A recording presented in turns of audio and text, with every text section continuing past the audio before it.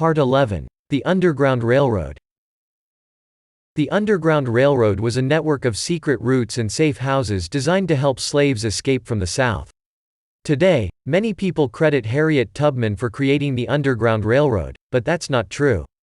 The Underground Railroad was established 30 years before Harriet Tubman was born.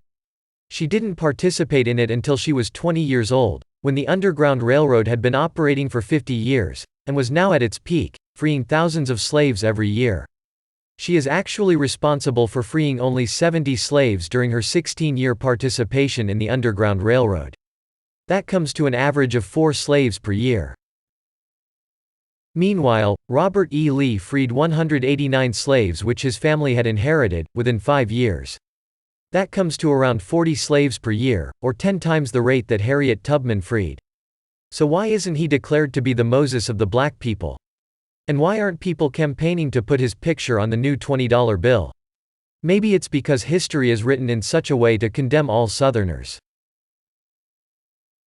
For example, they ask why it took Robert E. Lee 5 years to free all his family's slaves. It's because they were a part of the farmland he inherited, which was deeply in debt. It would take 5 years to pay off the debt and generate enough money to free the slaves. Harriet Tubman also needed to make money to free slaves, so she put them to work, sewing uniforms and baking pies, to cover the expenses. But no one condemns her for using the slaves the way they condemn Robert E. Lee for it. I'm also disturbed by tales of slave women, trading sex for special treatment by their evil, white, overseers.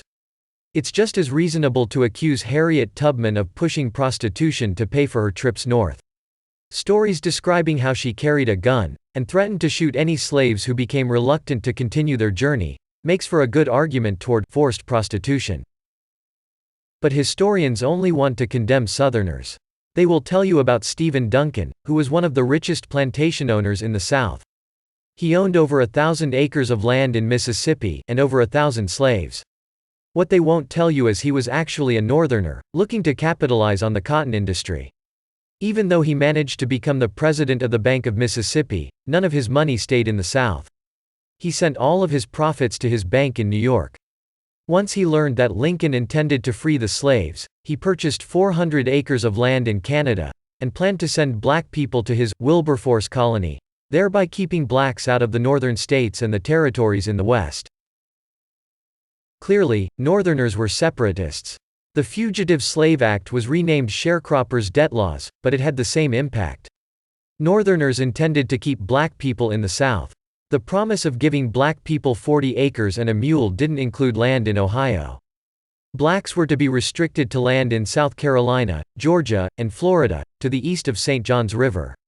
So maybe the Underground Railroad wasn't meant to help blacks escape from the South, but rather help them migrate into the North, where people lived on Easy Street, milking, taxes and tariffs, from hard-working Southerners.